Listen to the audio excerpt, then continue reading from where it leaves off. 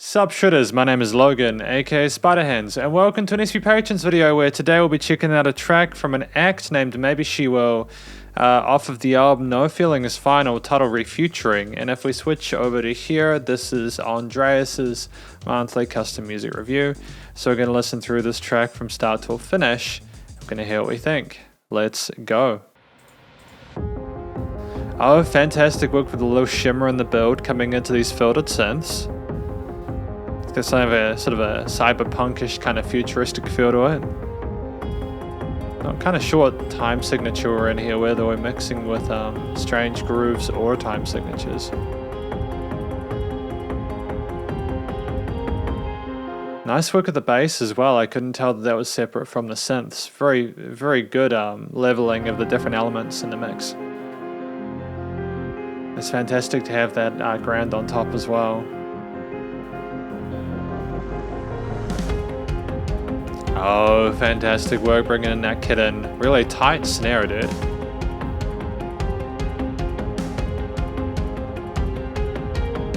think it's 7/4, which is a great time signature to work in. You know, it's unpredictable. It works in groups of 4 and then 3 beats. Da da da da da da da da da da da da. You know what I mean? It's it's very different, and that alone catches your attention. In addition to the excellent composition and interesting melodic concepts going on with those sequences. I like the fact that synths and the piano sort of do a call and response with each other, and there's a nice whole note pad in the background, like a whisper, like a whooshy one. By the way, this is Maybeshewill as well as Marcus Joseph. I should mention that.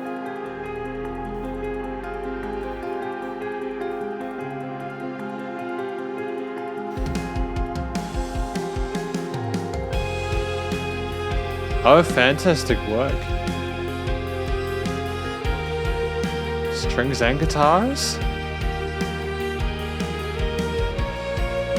Very tight performance as well, not a note out of place.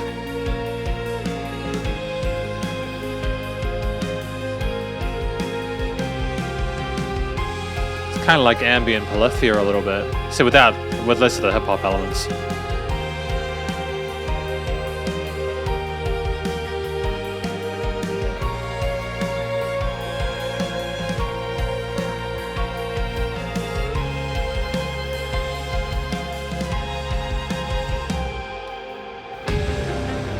Oh, that guitar, or that sizzle, that distortion there. I love the freneticism with the strings as well. We're going to illustrate a sense of tension. It's double the time, indicates double the energy. Sort of Transformers-esque kind of bass in there. Oh, and those crescendos from those tom bits. It's like heavy without needing violently distorted guitars or growly screams or anything like that, or vocals at all.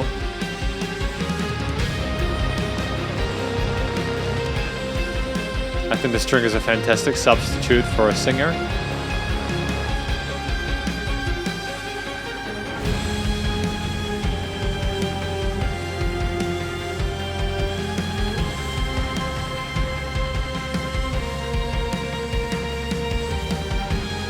I thought we were going to lift up a little bit. We're going to do that on the second half, are we?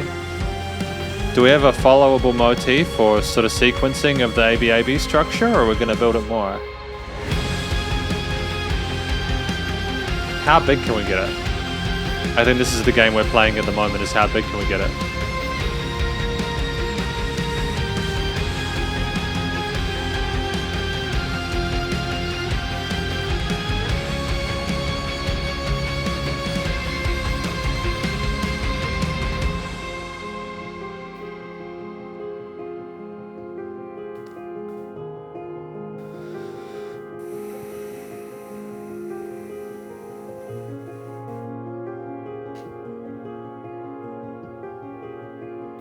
It's nice just to have everything sort of die out a little bit. I know we're going into more interesting sort of chord progression here.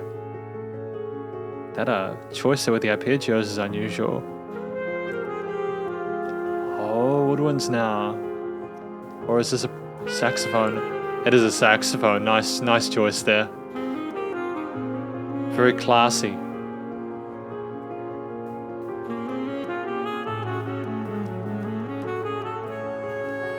Adds that sense of jazziness and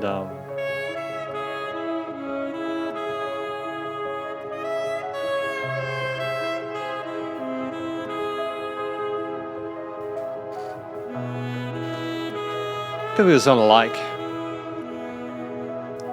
Hang on, I gotta do something really important. Gotta turn off the night light and put on the heart. There we go.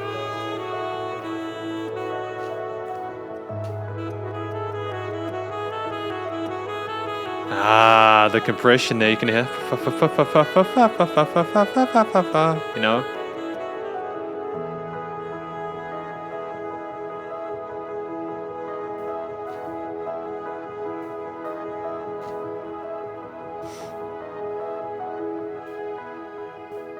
What an excellent sort of zany kind of airy kind of mysterious and beautiful outro this is. I love the fact that we managed to finish on those soft synths and the brass, you know, the saxophone coming in like that. We had those gritty, distorted sort of synths and the guitar parts and stuff earlier on with the bass. It's beautiful, man. What a journey that was. Because this is my review of Refuturing by Maybeshewill and Marcus Joseph off of the No Feeling Is Final album. Really, really happy with this. I think that they've written the track here that's obviously an instrumental. You know, when I see like a featured artist on a band that traditionally does instrumentals, I think, oh, we're going to get a vocalist here, we're going to get a story being told. But I think it was kind of a masterstroke to not have that. It almost exceeded expectations primarily because even with more collaborators on board, it still sounded just as structured and polished and precise. And I say that because I believe I have listened to Maybeshewill. Andreas, I think, has recommended them before, and for good reason. They're a fantastic band. This is definitely no exception to what I've heard so far. I've even been informed that they actually have a making of video on their YouTube channel, so if you want to go check that out, I thoroughly recommend it just to see how they make this. The song, I'm not sure what Refuturing sounded like, almost as if we were trying to corroborate our experiences in the world around us and the different ingredients to the life and existences we have, and sort of build them up or manifest them to a point where we didn't have to be so tense and strained anymore.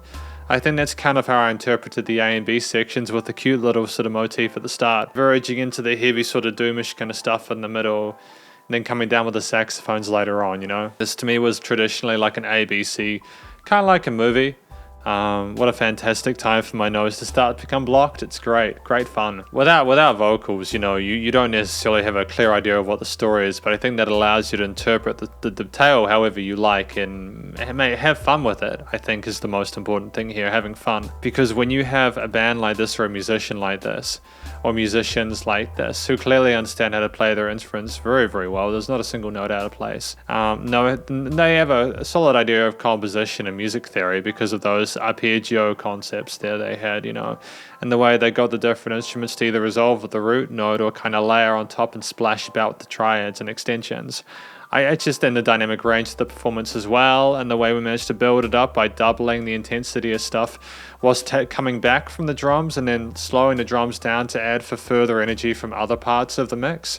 It's stuff like that which really impresses me because it's balance, it's a sense of equilibrium in a track. And even if you are phenomenal musicians who can do whatever the hell you want in a studio, in a live situation, it can often be finding that sense of balance with what's appropriate for what you want to show people or have people listen to versus what's best for the song. And I think that they managed to get the process right here. You know, you didn't have a traditional sort of easy to follow melody here or motif. You had something which bore a bit of complexity to it. You know, it was not your like very first kind of pop song with the 4 chords and call it a day and have like a cigarette. You know, it's far more than that. You need actual knowledge and expertise beyond simply knowing basic composition to be able to put something like this forward. I'm not going to go on the 200 IQ train or anything like that, but what I mean is that it's not pretentious by any means, don't get me wrong either. It's simply so articulate and so considered and so tight that this all seems planned. For them to have been able to structure this with the innate amount of chemistry they have while simultaneously keeping it natural, it's testament to their skill as musicians and as creatives. And I firmly believe that there was not a note out of place again, and that the notes were there There were some, or there were lots, or it was quiet, or it was loud, and there was a fade out at the end. And it's just testament as well to the production, recording, mixing, and mastering, which is utterly sensational. I know this album was released in 2021, and a lot of musicians nowadays have the ability, the capacity to produce stuff that is thoroughly professional now. With even subscription-based plugin services and stuff like that. But there's just this X factor to this track which makes it cinematic, very dramatic and theatrical. And I love the fact that you're imagining stuff as you're listening to it, despite the fact that you don't have vocals to guide you along and to kind of coach you on what you should be feeling or what you should be thinking. When I listen to this track, I go, okay, so we have someone here who is just absolutely nailing not only the performance side, or we have people who are nailing the performance side, whilst also making this journey sort of salvageable and easy to follow, despite a dominant lead voice or something which is kind of spoon feeding. You know, it's in a different time signature as well, being in 7/8, which is kind of unconventional.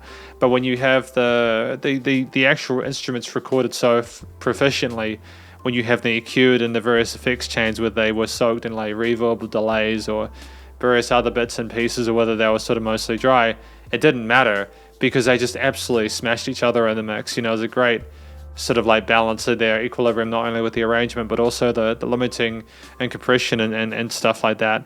And it's also just the panning of stuff in the stereo field was nice and wide, you know. It was really pleasant to listen to. I just adore it to pieces, you know. Like, I genuinely do not feel as if Maybeshewill needed to do anything differently with this. I'm not sure how much Marcus had to do with this track, with how it was made. They could have featured on the violin parts or the string parts or the saxophone solo at the end, I'm not sure.